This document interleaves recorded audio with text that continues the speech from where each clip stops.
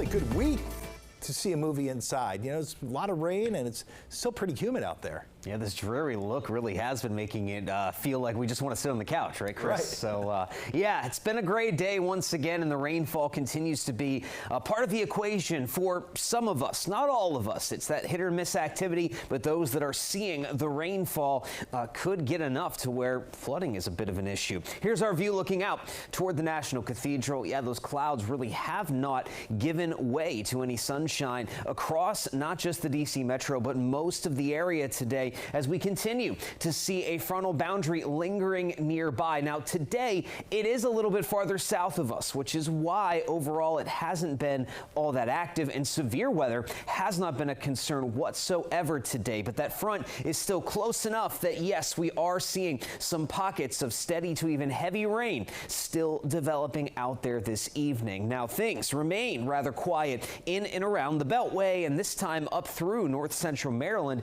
That was one of the more active spots last night, especially in Montgomery County. We actually have to focus over towards central Virginia and then back toward the Shenandoah Valley. That's where we have a couple of waves of solid rainfall, though this activity is weakening the farther east that it goes. We still have a pocket of heavy activity just to the south of Front Royal, right off of the Route 522 corridor, and then just some steady rain working its way into northern Fauquier County over toward Warrenton. And if some of this can hold on, we'll also see that steady rain drifting down toward the Culpeper area. But it was heavy enough at the start to prompt this flash flood warning back through Page and Shenandoah counties until 8:15 p.m. That warning remains in effect. You see the rainfall estimates there. Between 1.5 2.5 inches of rain came down just outside of Carmel, Kings Crossing, and Seven Fountains just off of the Shenandoah River. This is a very mountainous area with that terrain, so if you are still within this flash flood warning, hopefully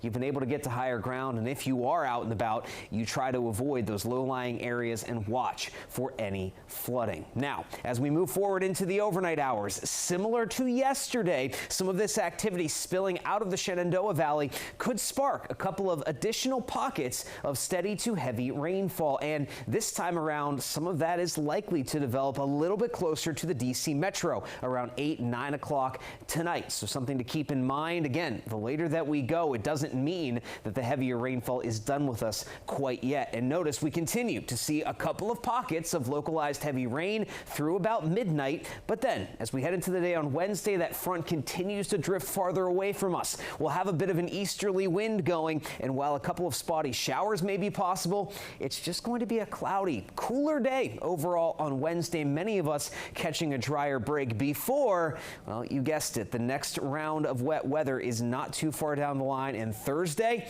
it looks like we're right back to it with some scattered heavy rainfall and thunderstorms. So again, it is going to remain active through the rest of the week, even into Saturday and also back on Friday as well. But finally, by the back half of this upcoming weekend, we'll have a totally dry day with comfortable conditions on Sunday. All right, we've got some hope there. Damon, thanks.